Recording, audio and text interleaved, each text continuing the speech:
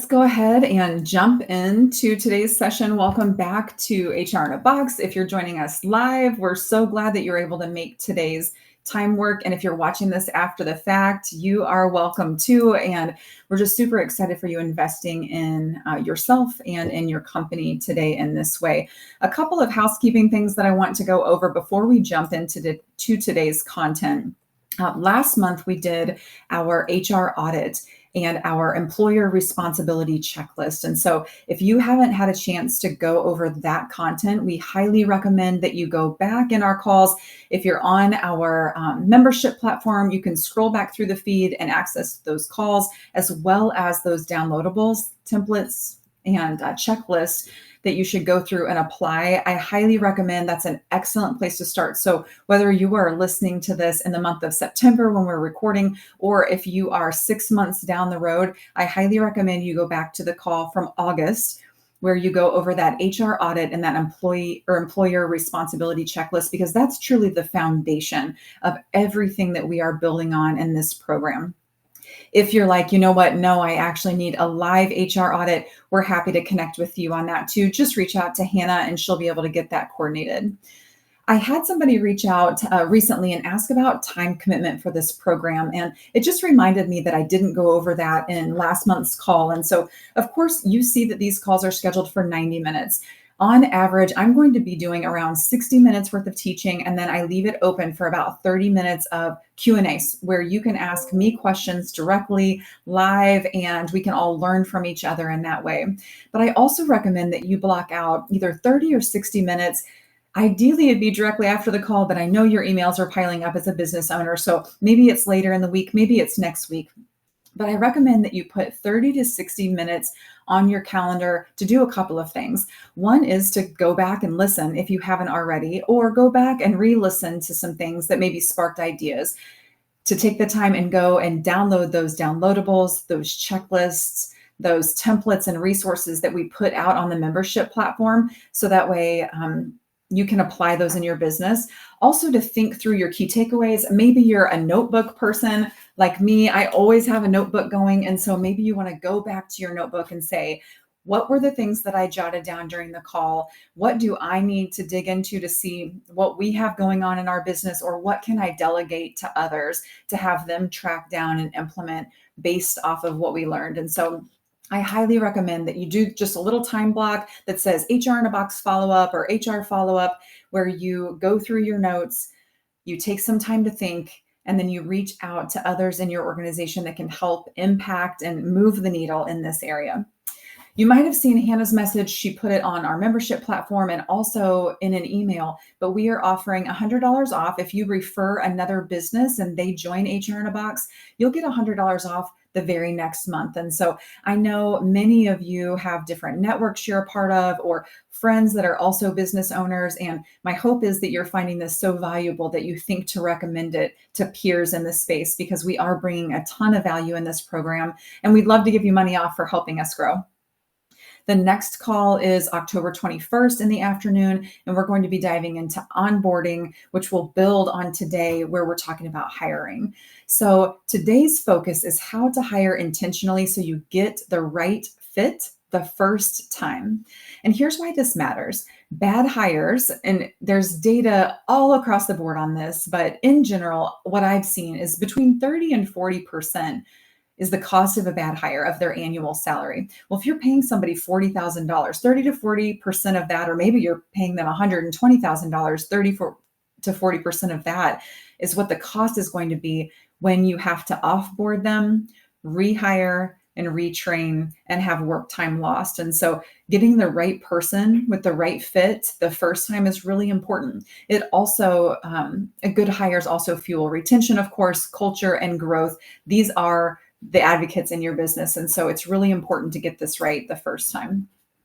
So let's dive into how to define the role, kind of the baseline of this whole process. And I think a lot of times when we're thinking about hiring, we're thinking about the recruitment process. We want to jump right into the good job posting and how to find the right person, and what should my interview process look like, and how do I get them on board? Most people are missing a foundational step in the process. And I know when I start going through this, it's going to be easy to think, we've got a lot going on. I needed this new person yesterday. And so I don't have time to do all of this work. And if you've worked with me before, you know that I'm here. I feel like I get paid to tell the truth. And the truth is, if you don't take the time to build this foundation out, you will not get the right person in the right seat on your bus. Or you might get a great person that is unsatisfied in the job assignment because it wasn't clear from the first place. So we really have to build the foundation first. We will be going through today how to make a good job offer, how to make a good job posting, and what the recruitment process should look like. But we've got to start out with the foundation. So we want to clarify what the role looks like. And so I'm going to be sharing with you a job analysis, and let me hop over to this. Everybody see my job analysis checklist, and we'll be sharing this with you after the call, and we're going to be making a few edits, so don't screenshot this. I've got a few updates that I want to make, but this is our job analysis checklist. And so we'll run through this today. Essentially, what we're going to do is we're going to think through the process and make sure that the individual and the company is set up for success from the very beginning. And so our very first step is, have we met with the key stakeholders when it comes to this role? And let me make this a little bit bigger. There we go. So when I'm saying key stakeholders, there's a few different people. The owner of the company, if it's not you. Do we know that we're bringing on a new person? Here's around what we think the salary is going to be. Here's how we assess this. And I'd love to spend time today doing a workload analysis to help you determine when you even need to hire, because that's foundational as well, but not the purpose of today when it comes to hiring. But that is something that we need to get to in each of your organizations, is how do we know even when we need to hire? Because there's math and a whole process that can go along with that. But let's say, for the context of this call, we know for sure that we do need to hire for a role. And so we've let the owner of the company know. We let the supervisor, usually the supervisor is the one who says they need to hire. So we let them know, okay, we're moving through this process. And then I would challenge you to meet with team members about the role too. Here's why. A lot of times we skip the team members aspect because we think they're busy. We want them to keep working. And we know what we need as leaders. And in many ways that we do. But as leaders, we are also blind to a few things in our organization. And so we've got a new position. It's a good idea to sit down with the people currently doing the role and say, here's the job description for this role. Does everybody feel like this is still an accurate job description for the role? That's just a great exercise to do. It's going to help you in your hiring process as well as your performance management process. Letting them know that we're going to grow the team, and here are the aspects that this new team member is going to take over. Maybe there's going to be a nuance to the position, and you've got a team member who's like, actually, I'd like to do that. Could we hire for my role instead? It just opens up the dialogue, helps them to feel ownership. And we're going to get to the job posting aspect later, but maybe they have a friend in mind that they could bring on board and make a referral for you. And so meeting with the owner, the supervisor, and the team members to make sure that we're clarifying the role. Then we need to think about how that role meets the larger business goals. And this would be for a strategic planning call that we would have at a later date for this HR in a Box program. But essentially, we need to have company goals, big company objectives for every single year. And if you've never read Attraction by Gino Wickham, really good text. And it's kind of like the Dave Ramsey program to me. I don't follow every single thing about it, but it's a really great foundation, a lot of really great takeaways from that book. But we're developing our objectives for our organization. From those objectives, we have quarterly rocks or quarterly goals that we need to hit. And then of those quarterly goals, how each month rolls up into that. And from those cascading goals, we need to identify how every single position impacts those overall company objectives. And again, I know that sounds complex in some ways, especially if that's something that you've never done before. But how are we defining success for a position if we've never identified where we're rowing our boat toward in the first place as a company? So making sure that we've got those annualized company goals, those quarterly rocks, those monthly checkpoints, and then how each person can contribute to those. Because a good candidate is going to say, what am I working toward? How will I be measured? And what does success look like in the role? Even if they don't ask you those questions, as an employer, you are responsible to know the answers to those, because how can they ever meet your expectations if you haven't clarified those expectations? And so really taking a look at what those cascading or roll up goals, however you want to look at it, how that impacts that specific role and what success looks like in that position. And then lastly, do we have a timeline? So sometimes we're doing a job analysis, a classic job analysis, where we're looking at every single position in the organization from an audit perspective. Sometimes it's for hiring a position. And so in the case of hiring the position, when do we need it? And I know as a business owner, many times it's yesterday, but sometimes it's for strategic planning and we know we're going to need this 3 months from now. Maybe it's a director level position or an operations manager position or something when it comes to growth. And so when do we need this in by, and what will training look like? And then we can back into our process. Next, we'll step into our data collection portion. So we want to review any existing materials that we have. Even if it's old, what does the old job description look like? Hopefully we have an updated one. And if we don't, we take the old one and we update it using the team members' contribution and supervisors or team leads' feedback. But what does the job description look like? Does this role have any standard operating procedures that have been written, or manuals, instructions, anything that you've got on how they do their job? And then do you have an org chart? Where does this position fall in the org chart? And then any performance reviews of employees in the position. Now, here's why I recommend you take the performance reviews, because if you recently have done performance reviews, you'll be able to do a gap analysis and see what kind of skills or knowledge or abilities you're lacking on team members. If it's a position that you've already got and you're hiring yet another team member into this, you can see what are we lacking and what new skill sets do we need to bring to the table. So taking all of that data as a part of your analysis. Next, I want to recommend that you conduct some short interviews or meetings or forums with either supervisors, team leads, maybe team members, to learn more about the position. So when I was talking about the preparation, identifying who the key stakeholders are, in this data collection portion, we're literally talking to the people, asking the questions. We're going to hire for this role. Here's the job description. What do you think? How does this person play in? What shift is available? What metrics do you think lead to success in this role? So having these conversations and documenting all of that. And then also making sure that we're observing or benchmarking similar roles, whether it's similar roles in the organization to help us understand what we need to pay a person, or we are working with our network or inside of a trade group where we're identifying, like, what do you do in your organization and what do you pay people, or what do job descriptions for these positions look like in your organization, pulling things down from the internet, utilizing AI. So that way you've got a really good look at what this position could and should be. So from all of this information, we're going to start putting together the role content. We're going to start out with the essential duties. This is a list of 5 to 7 responsibilities that the role must deliver. We do have nice to haves, but we also have must haves. These are the things that a person has to do to be able to fulfill this role.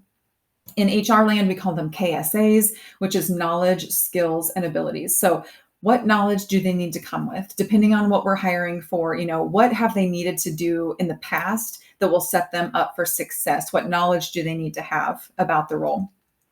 What specific skills, whether it's technical or otherwise soft, do they need to possess? And then what abilities do they need to have? Maybe things that they've done in the past that would set them up for success.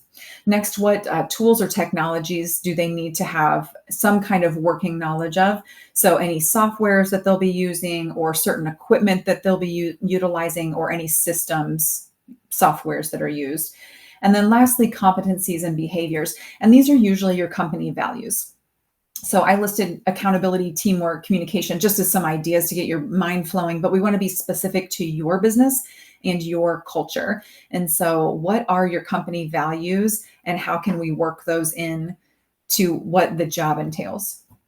Next, we're thinking through the work environment. Do they lift, stand? Do they have repetitive motion of some sort? Are there any special working conditions that they'll be working inside of? What mental demands? Is it going to be continuous problem solving, critical thinking, focus? They need hyper focus, good decision-making skills. And then lastly, what work setting does it look like? Office, remote, hybrid, field, client working, logistics, like literally what's the physical work setting that they're working inside of. And lastly, certainly not least though, because this is where I live most of the time, is what is the compliance and the classifications that we need to consider. Is this an exempt or a non-exempt role? And you can go to, and we'll put this in the membership platform, but saltandlightadvisors.com/exempt versus VS non-exempt. So exempt VS non-exempt. And we've got a really good toolkit out there for free that you can use to help you understand if an employee should be exempt versus non-exempt, because this is not an opinion. If they're hourly or salary, this is something that the Department of Labor has a very strong opinion on, can send you into an audit, and the Fair Labor Standards Act comes into play here. We also want to take a look at wage and hour rules, any licensing requirements or other legal requirements that would exist because of the role. So after you get all of this done, then you've got a good new refresh job description, or maybe a first-time job description. And then you can validate it for accuracy with the supervisor, the owner, the team lead, other team members. And then, of course, you want to store that job description in your HR system, whether it's OneDrive or you've got a shared file, so that way you can use it in the future. And we've got this really good structure that you can live inside of. I want to give you an AI prompt here because I would recommend, I know it's a mix. Some people kind of fear or are apprehensive about artificial intelligence, and then others are using it and maybe in an ill-informed way. And so I'm going to walk you through how to utilize AI in the process. And we're going to give you an AI cheat sheet along the way as well. But in this case, I would take everything that you learned, and I mean literally like the old job descriptions, the old performance reviews, the notes from the interviews, all of this information, benchmarking data that you have, all of the notes that you took, and I would throw it into AI and I would say, summarize this job analysis, take these notes and make it into a job description with 5 key responsibilities and clear qualifications. Just throw it all over into ChatGPT, Claude, whatever system that you use, and it will build it for you. So let's hop back over real quick. So that is how we're going to analyze. Alongside of the analysis checklist that we're giving you, I'm also going to give you a job posting template and a job description template to help you along your way here. I want to talk a little bit about our specific philosophy when it comes to hiring inside of your business. Many times we're just thinking specifically about the role, but I want to pause and remind you that we also need to think about our culture and our values. And I mentioned that a little bit in the job analysis, but these sit alongside technical skills. And I think we've all had a person in our organization who can, tick off the checkbox for the role, but there's just something about them that's not a fit. That's why we must have our values and our culture clarified. And so after you've got this job description drafted, I would then in AI or manually say, how can I integrate our values and our culture into this conversation? So that way, when we post the role, we've got that information integrated, and then we'll further integrate that into our interview questions. A very important step there. Okay, let's move on to the next step, which is attracting aligned talent. And kind of piggybacking off what I was just saying with value and culture. And so we want to write our job postings that showcase our culture and our expectations, not just a task list. I see so many job postings out there that are like responsibilities, qualifications, apply here. And what is that really telling someone about your organization? If you are in a company, and I would say almost every company is competing for talent. We are struggling to find good talent. Everyone is. The process is not easy anymore. It never has been easy. It certainly wasn't easy when we were posting it in newspapers. It's still not easy now with technology because there's so much out there that we're getting lost in the mix. And so if we aren't selling ourselves as an employer, we're missing the mark. When they come into an interview, we're going to sell them on our company and they're going to sell us on them. But from the job posting perspective, we've got to be clear about what it is we need, but we've also got to be clear about who it is that we are. Let's jump into a little bit about hiring for quality versus quantity. So many of us put our job postings just up on Indeed and the big job crawlers, the job boards, and then we're getting more candidates than we can even handle. and most of them are unqualified. A lot of times that's because the way we're posting is not clear enough and we're not utilizing the technology at hand. There's AI in everything. So let's use Indeed for an example. If we're utilizing Indeed, we should set up those minimum qualifications, or LinkedIn or whatever platform we're using. We have to set up those minimum qualifications so it weeds out and then sends them a declination email letting them know, why we're moving on with other more qualified candidates that are more well aligned with the role. You shouldn't have to review every single resume that comes across. Systems can do that for you. But I personally don't value those huge job crawler websites.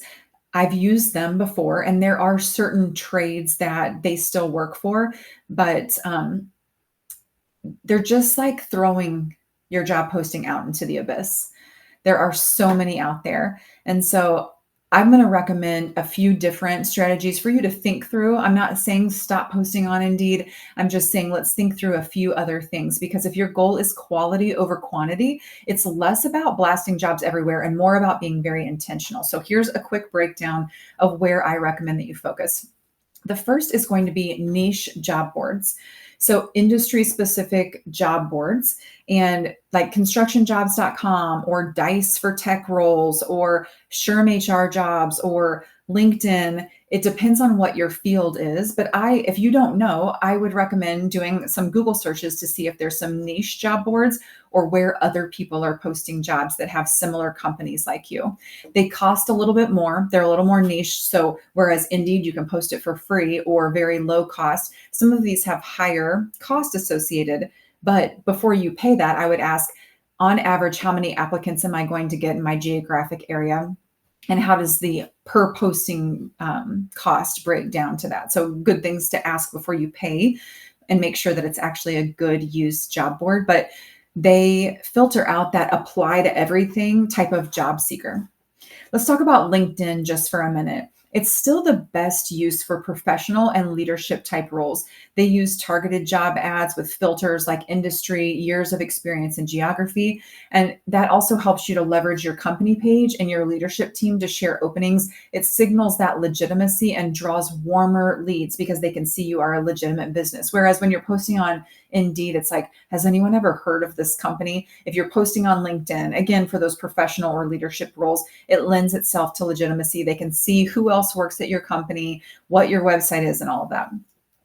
Next, I'd recommend that you take a look at local and regional networks. One that I've personally recommended and have seen success with is university career centers, chambers of commerce, and local trade associations. Especially in the state of Missouri, I see these being well used. And so utilizing these to post jobs, or if you're a part of a trade association or part of your chamber of commerce, those people are there. There are employees that work at that organization that are there to help you. You pay dues, use them. I would reach out to them and say, I have a job opening. What do you recommend that I do? How can I utilize my membership in this to get this job posting out there? How can I utilize this network?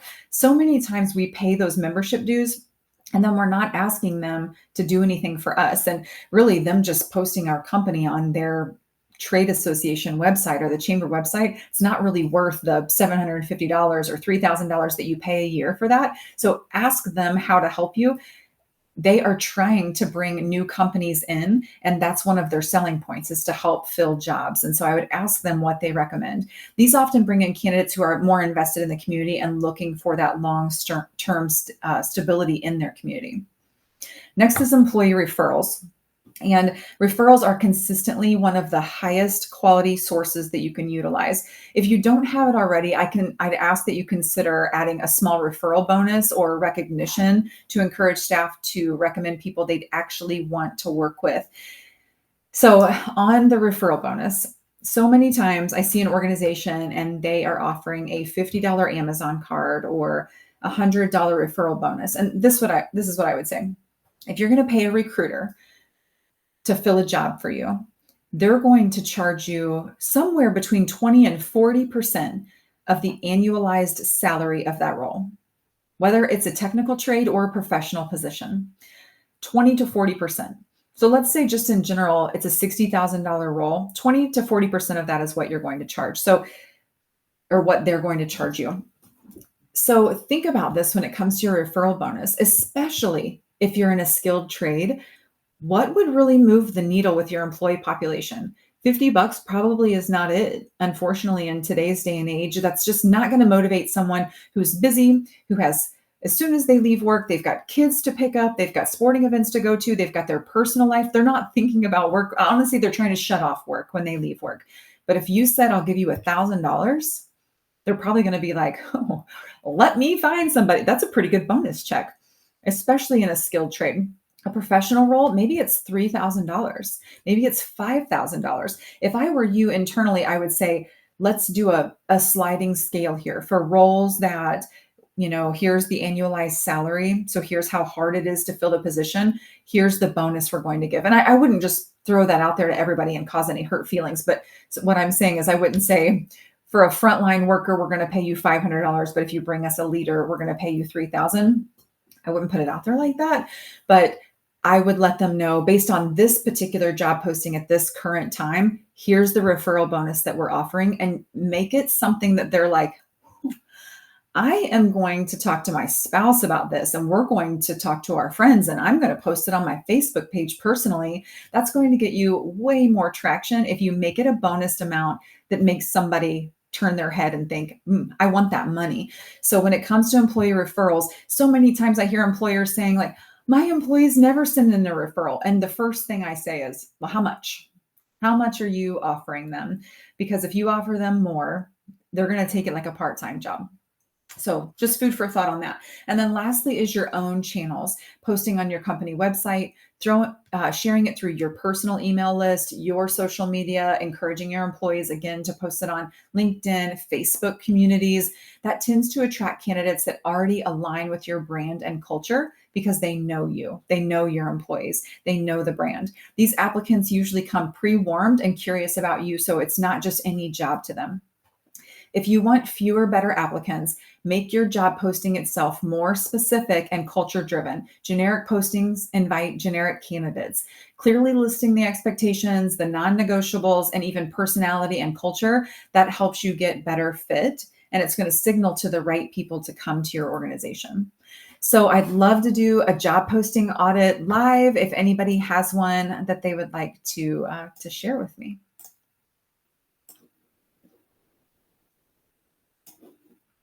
Bucky, do you happen to have one, or anybody? I'm trying to see who else is on the call. I do have one. You just picked the least technical person in the world to be able to share. Do you want to shoot it to me in an email? Sure. Okay, that would be awesome. If you shoot that over to me in an email, here's what I'm going to do to start.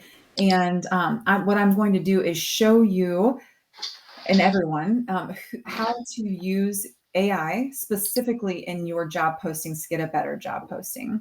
So I'm also going to give some candid feedback and dig through it, but we're going to utilize AI a little bit here too, so I can show you what that looks like. So I am going to share my screen. And this is my specific ChatGPT function that I utilize. And so here's the prompt that I wrote. Act as a senior recruiter with a background in, what would we say, Bucky? Lumber, woodwork?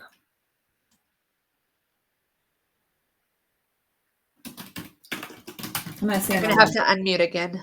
Bucky, sorry. That was my fault. With a background in the lumber industry. Review the following job posting, and I'm going to get that from my email in a minute, and ask me questions that I need to answer so we can get to a posting that will actually attract candidates that will meet the goals and thrive in our environment. Now, I wrote it in such a way that I already know some of the questions it's going to ask. Okay. Because it's going to ask like what the goals are and things like that. But is it the material handler? Is that what we're looking at? Yeah, that's the most common thing that we're looking for. That's the entry-level position in our company. Okay.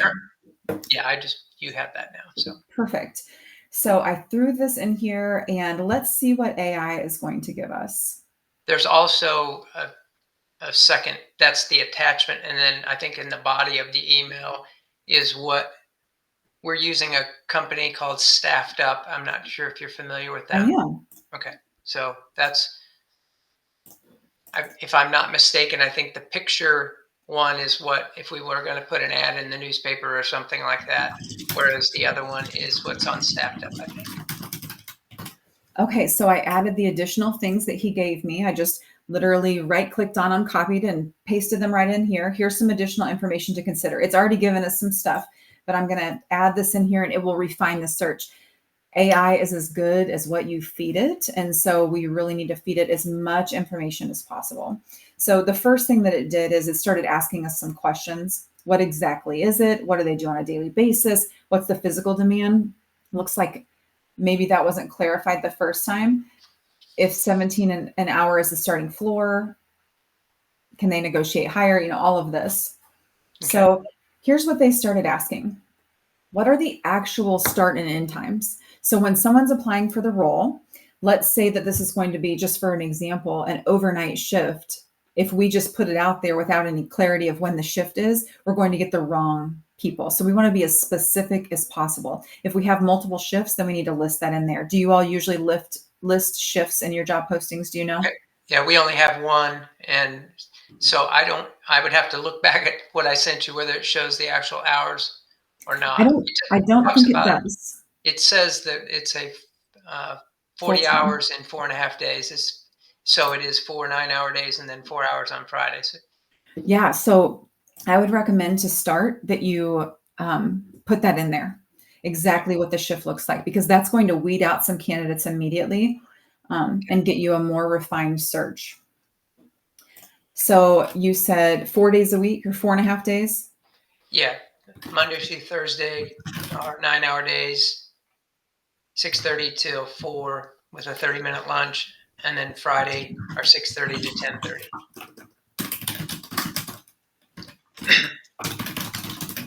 It's turned into a perk for many of our employees. They like having a 2.5-day weekend. Yeah. And that is something that you should tout, like something that you value in your culture is the flexibility and the time with their family. So see, and this is what AI said. All I did was go in and add that. Okay. That's really helpful. A 4.5-day work week with Fridays off by 11 a.m. is a big selling point that we want to highlight. So it's already telling you this is something that we would want to draw in. So it's continuing to ask a lot of different questions. Once you answer the questions, it's going to draft a job board version and a culture version. Join our family. Here's why people stay. So once we answer these questions, taking the time to answer all of these questions. And I would say, if it was me and my team, what are the actual start and end times? I started entering that. How would you describe the working conditions? Dusty, loud? Is the temperature variable? Is it well ventilated? Is it a modern environment? Is it a safe environment? Do you all use a lot of technology? How would you describe the environment? Many of the things you just said, the kind of the thing we tell an applicant when they apply is you are going to be working inside of a building, but it's not a controlled environment. It's going to be hot in the summer and it's going to be cold in the winter, but we have some heaters, we have fans blowing around, but it is, you're working in the elements to some degree. We also talk a lot about safety because we're a manufacturing facility. We're running a sawmill, lots of saws and heavy equipment. And we talk a lot about how our family all works in this business. So safety is really important to us because we work outside and those doing the work that they're doing alongside them. So we all want to go home as healthy as we were when we came to work.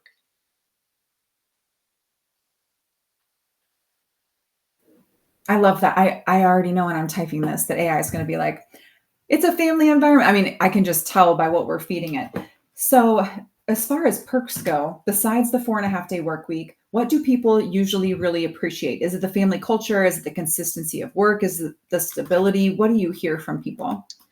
Unfortunately, when we did an interview with the employees, the thing that they found most valuable is the thing that we're the most frustrated with, and that is flexibility.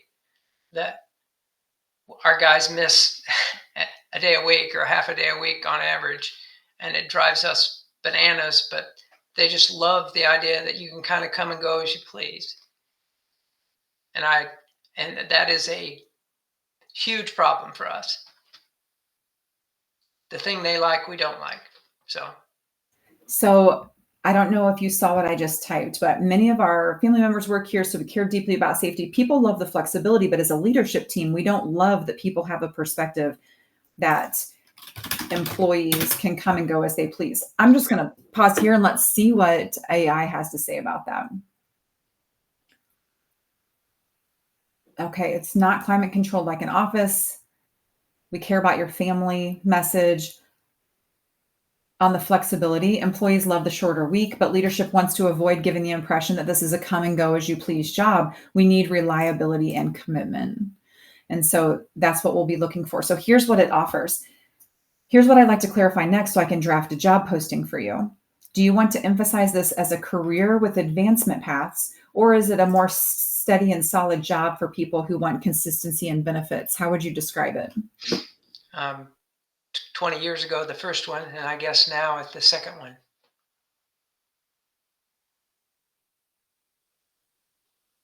It always was a career path. That's how everybody worked their way into better positions, but we just have a hard time getting qualified people that can move up. So yeah, we do want.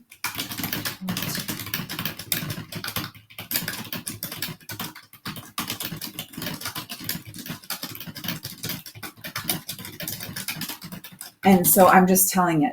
It's more for a person who wants consistency and solid benefits. We do want people to view it as a career, but have struggled hiring people who view it this way and stay for the long haul.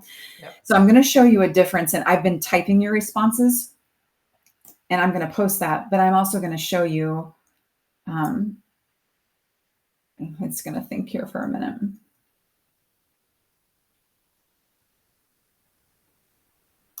And you see how it's already from the job posting, it's already picked up MOPAC. So it's already calling it a MOPAC career. So it's very personalized and it starts to speak to you like it's a part of your organization. But I'm going to ask you a few more questions, but here's what I'm going to do. I'm going to turn my speaker up so I can hear you nice and loud. And as you're answering, don't answer any differently than you have been. But what I'm going to do on AI is there's a little button here that I'm hovering over and it says dictate. I'm going to ask you a question and then you're going to speak just like you have been, and it's going to listen to you. You don't even have to take the time to talk. A lot of people are like, oh, I'll get to using AI, but it just takes so long because they see the way I'm using it. But you can use dictation to make it make sense. So do you have employees who have been there for 10, 15, and 20 years so we can reference to show stability in your company? Yes, we have employees that have been here up to 44 years. Oh, that's awesome. Do you have, what's one thing that your best employees would say that they like most? Is it the family feel, the constant schedule, good pay and benefits? The ones that have been there for a long time, what do they say about the company? They like the people they work for and the people they work with. I love that. Are you okay saying up front that this is a place where showing up on time and working your full shift is non-negotiable? That will help weed out some of the come and go mindset. What do you think about that? I think it's the perfect way to describe the candidate we're looking for. And what about any deal breakers? Is there, do you do a drug screening? Do you do a background check? What are some of the other things that you do in your process to determine a good candidate? We do a background check if it's a job that we are worried about.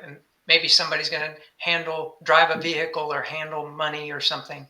But for most entry-level positions, we just ask on their application if they've been convicted of a felony in the last 5 years.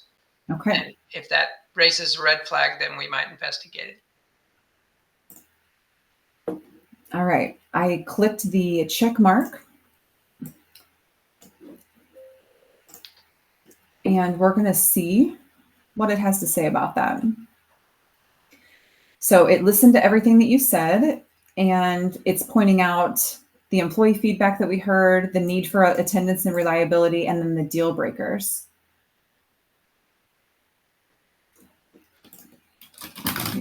And then what are your company values? Do you have values that you've established and that you've communicated with your team members? We are actually in the process of going through traction, and we have them on a board that I just moved out of my office a minute ago. So I can't recite them to you. Okay. So I'm going to type, based on what I've shared, please draft me a refined job posting for this role. So there's still more information that I would personally feed it. There were a lot of questions that we didn't answer, but here is the updated posting. And it's starting out with, do you want a job that offers consistent hours, steady pay, and solid benefits with a company that treats you like family? At Mopac, we've been in the lumber business for generations. Many of our team members have been with us for 10 plus years. We believe in safety, stability, and showing up for each other. And then it goes into some of the perks because, again, you're selling your company, and then exactly what they're going to do, what type of person thrives there, the expectations of the company, and then a few different extra details. So this is the beginning. And what I'm going to do, Bucky, is I'm going to hit the share button over here. We do this in our team all the time. I'm going to click this create link, and then I am going to send you an email right back. I'm just going to reply to the email that you sent me. Okay. If you click on that link, you and your team are going to be able to see everything in that whole thread, all the questions it recommended, this updated job posting. And so that way you all can jump in and get a little bit deeper on that if you want to. But my hope is, I like the graphics that you all use. I think those are good. It kind of shows some of your brand, but I would recommend getting deeper into the details because those details are how you're going to actually attract the right candidates. Where are you posting jobs currently?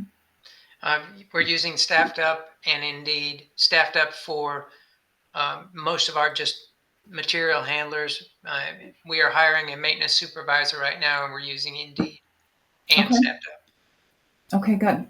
Well, hopefully that was helpful. I could spend an entire hour just on that piece alone, but I'm going to keep running through the content, but hopefully that was helpful and just kind of gives you an idea of the different things that we could use AI for. Also, I see Rebecca's on the call. I know we've talked a lot with Rebecca and her team at Optimize CFO on how to utilize AI. And if there's any hesitancy or just curiosity on how to use it, I just wanted to show a little example. And at the end of the call, again, we'll give you some AI scripts and different prompts to help you know exactly like some things to use. I'll go ahead and share my screen again here. Okay, perfect. Let's jump right back in. Bear with me here just a second. I just want to make sure I'm sharing the right thing. Okay, everybody can see my screen now, right? All right, perfect. So let's start talking about how to interview. So we've done the job analysis. We've created the job posting based off the job analysis. We've created the job description refined it based off that analysis and all of the information. Now we're ready to interview. So we've got some candidates that have come in or self-identified in our posting mechanisms. And so now we're ready to jump into the interviewing process. Here's what I recommend for an interviewing process. I've seen it done too simply and I've seen it done too complicated. So I like to recommend somewhere that's a mix, and also keeping in mind the type of role that you're recruiting for. Because, Bucky, talking about your roles, if you said, complete the application and then fill out a questionnaire and then send us a video and then do some personality assessments, you're going to lose people. It's probably not as applicable in those roles. But if you were going to hire an operations manager, you would want to do those roles. And the steps that I personally recommend and that I've seen the most success with over the last 20 years from companies with 8 people all the way to 20,000 people is they apply by giving their resume and doing the job posting. Now, many times you've got your HR payroll system. I recommend wherever you've got your job posted that it sends a link to your HR payroll system. So they're actually applying in your HR payroll system. So it makes it easier for tracking, because HR law says you have to keep every single resume for 7 years. Because if you have any potential discriminatory claims, like someone didn't get hired because of a race or sex or religion or otherwise, you have to be able to prove where you posted your jobs, what the posting said, that it was inclusive, how many candidates you got in, and what you responded to all of those candidates for 7 years. I know that sounds insane, and I don't tell you that to scare you, but record retention from an HR law perspective, most companies aren't following it. It only matters if you get audited. And if you get audited and you're not doing all of those things, it takes a really long time to dig out, just kind of like a tax audit. You have to hire a professional pretty much to help you through that process. So I recommend linking it to your HR payroll system if you possibly can. So you've got all of that data in one place. If you can't, you can retrieve it from Indeed. They just might charge you money. So we receive the resume, we've reviewed it for minimum qualifications. Hopefully we're using the job board to review for minimum qualifications so you aren't having to put eyes on every single resume. And then from there, the ideal kind of professional process would be, if we see that they meet the minimum qualifications and they're a culture fit, we send them a questionnaire. After everything that I just did in AI, you could say, please draft me 8 to 10 questions that I can send as a questionnaire to go deeper on some of the topics, making sure that we're hitting on attendance and reliability or what the issues are in your organization. And it's going to draft you a questionnaire. I would take that, throw it into a Word document, and then reply to candidates and say, please, as the next, thank you for applying. We appreciate your time. We're impressed with your resume and background. As the next step in the process, please complete our questionnaire. After you've reviewed the questionnaire, and what I would do from an AI perspective is take the job posting, the resume, and the answers to the questionnaire, and I would throw it over into AI and say, please summarize this candidate and let me know if you would recommend them as a senior HR recruiter with a background in finance or lumber or whatever it is for the next step in the process. And it's going to give you a great summary. And then I would recommend you do a 30-minute phone screening from there. Why do a phone screening? Most of that is just to determine if they can show up on time, if they can utilize technology, and if they can communicate. You're also going to get, of course, other information that you haven't gotten, but it's a 30-minute phone screen because we're not jumping off the ledge here. We're just checking to see, is this a valid person? Are they going to jump through our simple hoops, and can they communicate with us? From there, and I would record the phone screening, I always do. And then I would take that transcript, put it with all of the rest of the information and say, does this person warrant an on-site interview? From that, I would say, what specific interview questions should we ask this candidate, knowing that the owner, the operations manager, and one team member is going to be in the room? And it will literally say, the owner should ask these questions, the team member should ask these questions, the supervisor should ask these questions, and write it in a situational interview style. Many times we're asking people questions that are yes or no. Do you have any experience with X, Y, and Z? Yes. What you want to say is, can you tell me about a time where you have used this specific equipment? Or can you tell me about a time when the instructions were ambiguous, but you were able to follow through with the process and what you did to get there? You're wanting to ask situational questions in the interview process. So walking through all of that, the job posting, the resume, the questionnaire, I do a video too. I require a 3-minute video because I want to see the person to determine if they warrant my time as a phone screen, and then the on-site interview if you don't have everything you need at that point. So I'm also going to give you some legal do's and don'ts to walk through. Because many times we are getting into an interview process and we are not well versed in what we can and can't ask in an interview. This is something I hear companies joke about very, very often, but to me, it's not necessarily something that is super funny because people can sue us for these reasons. And I would recommend anybody who's doing interviewing in your company, once you get this list of do's and don'ts, I would share this with them and say, hey, just as a refresher, before you do your next interview, please read these do's and don'ts. And I'm just going to, and actually I'll share my screen and we're going to share these with you again after the call.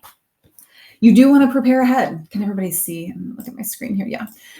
You do want to prepare ahead by defining the role, the key outcomes, the must-have qualifications.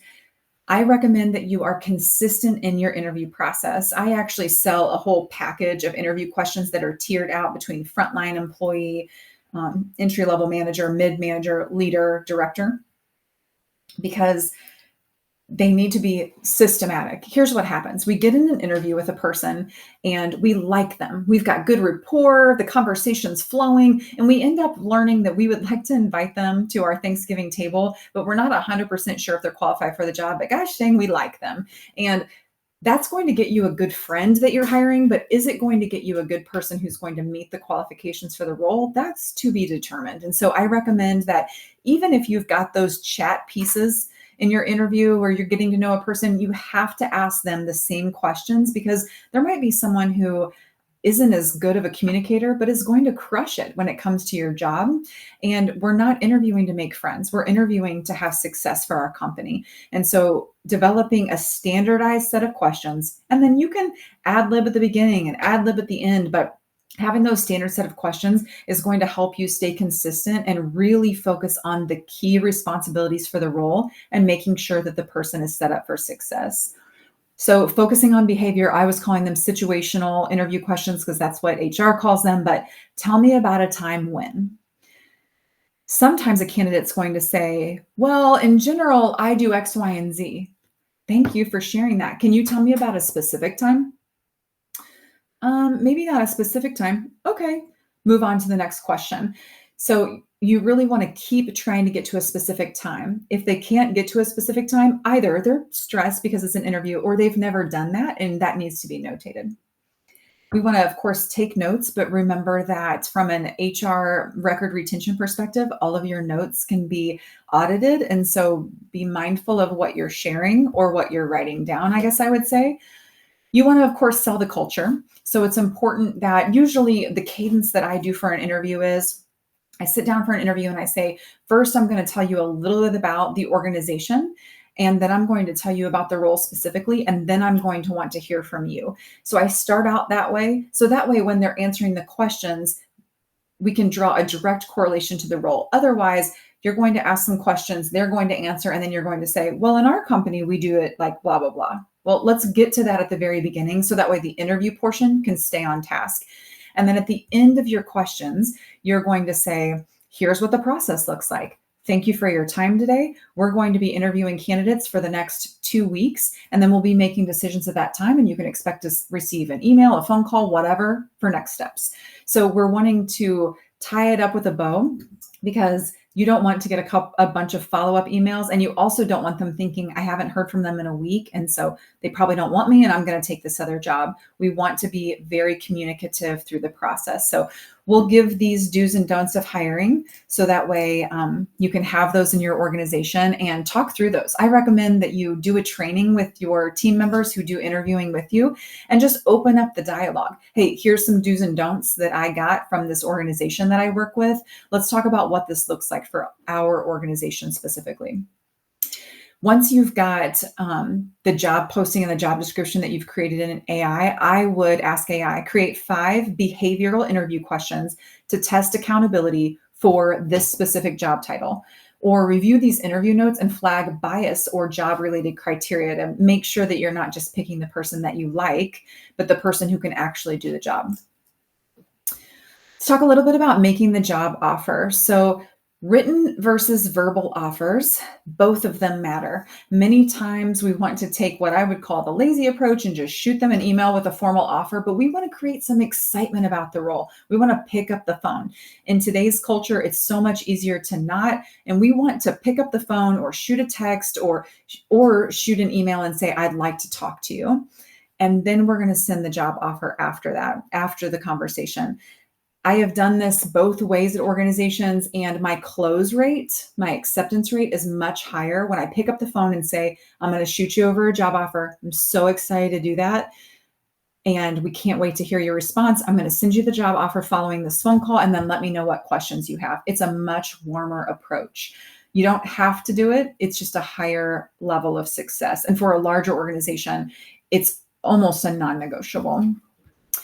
So I'm going to also give you an offer letter template. This month we are full of tools and resources we're giving you, but this is hiring is a very dense process. There's a lot of aspects to it. So we're giving a lot of tools and templates.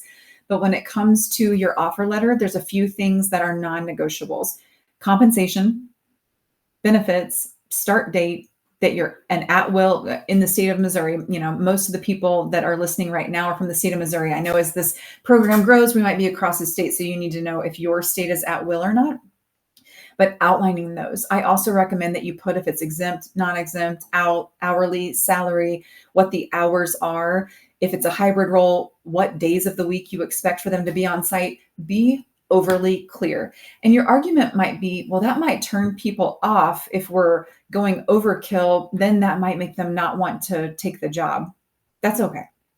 If you're being really, really clear and that person identifies that because of all of that information, if it hasn't already been shared, which then if you get a declination for the offer, you need to back that in and put that in your interview process. But if your clarity scares someone away, that's okay. We don't want to trick anybody into a job because then they're going to leave anyway. They're not going to be sustainable, or they're going to be a trouble for you and your organization. So we want to be as clear as possible in those offer letters, but we also want to highlight the culture. So many offer letters are like blah, blah, blah, $40,000, blah, blah, PTO, blah, health insurance. And it's like, I can't feel anything in this offer letter. We want to give some excitement. We want to use language that's appropriate to our culture. We want them to see our values come through in our offer letter. So I'm going to give you a template. I want you to populate the information, and then you can throw it in AI and say, here are our company values. Help make sure that this offer letter reflects those company values. If you saw my offer letters, they're really warm. At the end of my offer letter, it says, I'm excited to see where God's going to take this. I mean, I make sure that my offer letter reflects my company and my values, because I want a person to know this is how it looks and feels like inside and outside of my organization when you're a part of it. So really engaging the culture and the values in your offer letter. Just remember, your offer letter is a part of your employer brand. Every email that you write, every phone call that you have, every document that you send out should be reflecting your employer brand, because what happens is if they accept that offer, they have an expectation of what your employer brand looks like and they fit inside of it, or they opt out because they don't fit inside of it. And that's even better. If they self-select in or out based on your brand, you're going to have a much higher retention and satisfaction from that employee in the long term. We're also going to give you the 6 essential steps to transform your interview process. That's another document that we're going to throw in there. And like I said, the AI prompts as well. So I'm going to pause there. We're right at an hour. I have said a lot of words, but what I'd like for you to do is to think through, one, any questions that you have, and we're going to open it up for any of your questions, but also I'd also love to hear what's your primary takeaway that you heard today. Like, what's one improvement in your hiring process, whether it's your job posting or using AI or your interview process, that you think you can take away from today's lesson? I have a handful of questions. I'll ask one or two. Yeah. So these are kind of random, but on the hiring bonus that you had talked about earlier, what are typical parameters for someone to earn a bonus, for a hiring bonus? What is tied to that? How long does a person have to stay or something like that? Yeah, good question. So there's a couple of different ways you can do this. Sometimes we do it upon hire. So we call that a sign-on bonus. And so let's say a great way to think about this is maybe somebody was making more at their last organization than what you're offering them, or maybe their insurance was better than what you're offering them, or there's something else that's making them feel like they want the job with you, but there's some kind of shortcoming. That's usually what a sign-on bonus is, to reconcile that. It could, though, be that you just want to be competitive in the marketplace as well. So I would take what their annualized salary is and then make it one paycheck, biweekly or weekly, however you pay it, because that's going to feel material to that individual as a sign-on bonus. So an entry-level role versus a more senior role, I would take it for one paycheck. And that is, round it so it's not like $14.75, but take whatever your pay structure is, whether it's weekly or biweekly, and give it as a one lump sum. Another option for that is if you're feeling like you have a lot of people who fall out in your first 30 days, then I would say you get 50% of that at your first hire date, or 50% at your first pay period, and the other 50% at 60 or 90 days. And that's another great way to ensure retention. And then hopefully they get in your organization, they see how fabulous it is, and they work past that 90 days, of course. Okay, great. Thanks. I get the other question that I wrote was on the job postings. I'm very old school. one of my sons does this, but that was a really long job posting. Is that typical versus 100 characters in the newspaper? You can definitely take the job posting that I wrote and say, this is going to be on a job board, and they usually only have 200 characters or 120 characters. Condense this to make sure that it's effective and clear, but still fits where we're going to post it. And it will pare that information down for you. You just want to make sure that you're getting the key points in there. Usually there's a tagline that you want to have, and then some key details. It kind of depends on where you're posting. If you're posting it on Indeed or a place that you can literally put a whole job description, I put the whole thing. But in a newspaper, of course, yeah, you'll want to condense it. Okay, thank you. And you can keep asking. That's totally fine. We've got time. Okay. When you talked about saving applications for 7 years, is that also online? Yes. So just in case, like let's say that a job board goes away and you're not going to have access to that, I would recommend every candidate that applies, most generally you're opening their resume, which causes you to download the resume. I would just take that and save it in a folder, label the folder X job, X year, you know what I mean? Material handler 2025, and just drop it in there.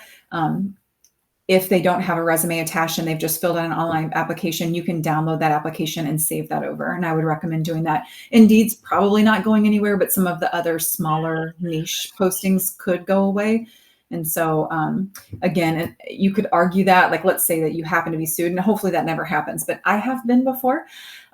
So it does happen. In my 20-year career, I've been sued a lot of times at a lot of different companies for potential discrimination in hiring practices. Now, it's never been real, but sometimes people do sue. And so I would recommend just protecting yourself in that way and saving them. Okay.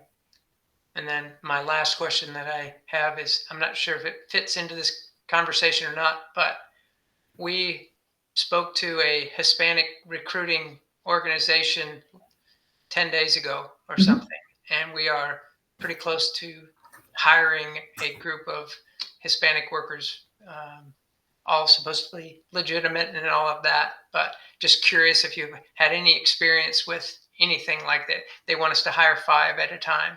And so we're committing to hire 5 of them. I'm just curious if you have any experience with it.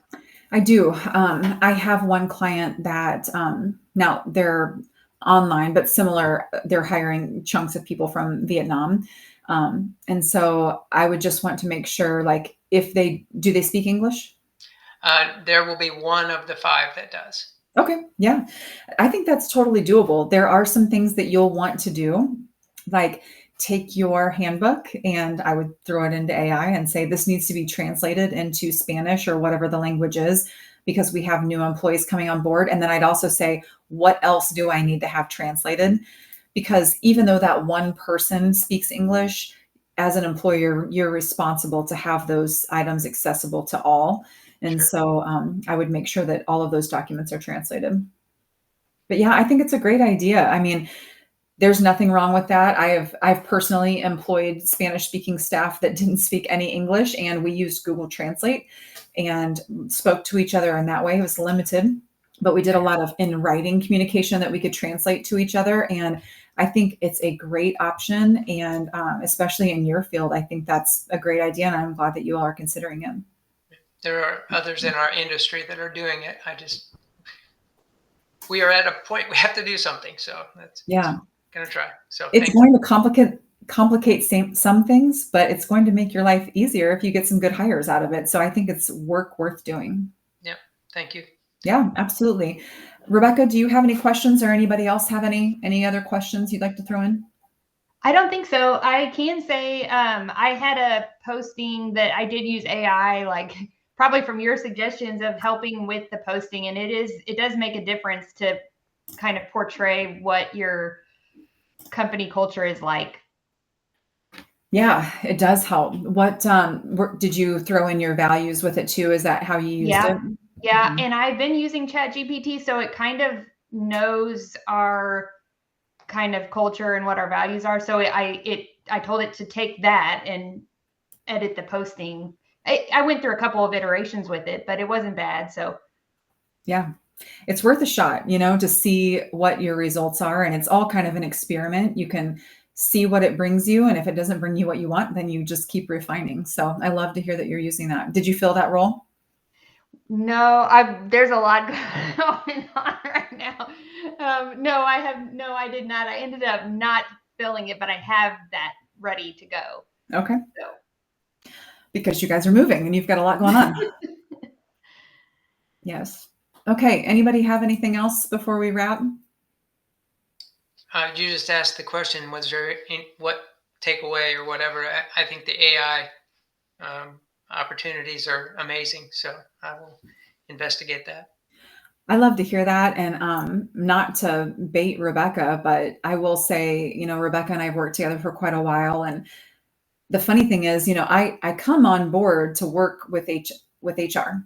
That's my goal. But I'm also a very tech forward person, and usually I wouldn't say an early adopter. I'm a mid adopter. I'm not the first one to go buy the brand new iPhone, but I do get it. And so that's one of the things that I do with all of my clients is, as I'm working through a process, I'll say, here's how you can utilize AI for this. And it kind of blows my mind how many individuals are like, oh, aren't you afraid AI is going to take your job? And I'm like, no, AI is going to make all of our jobs easier. It's not going to take humans away. It just can't. We're special. But it is going to make things easier. And if you use it in an interactive way, you're going to get to the result. If you're just saying, write this for me, and you're not asking it, I asked it to ask me questions. That's one of the key things that you can do. Ask AI to ask you questions. You're asking AI, help me think through it. You're not saying, do it for me, because then it's not you. It's not your culture. But if you say, ask me questions, then you can get to a much deeper response. So yeah, I'm glad you took that away. That's a fun one. I love kind of spreading the AI good news. And it's not for everybody, but I don't really know why not, to be honest, because I think it's worthwhile to try. It's awesome. Thank you. Yeah. Hannah, do you have anything that you want to add before we wrap? I've had lots of thoughts, but nothing necessarily that I've want to share other than I love what Bucky just said. I think the reminder of AI and that we have mental blocks, right? That are okay because we are humans, but there are these things that are like, oh, I didn't think about it that way. So there's this beautiful pivot in that way.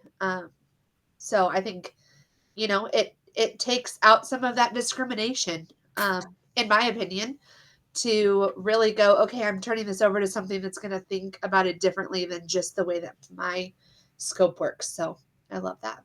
Yeah.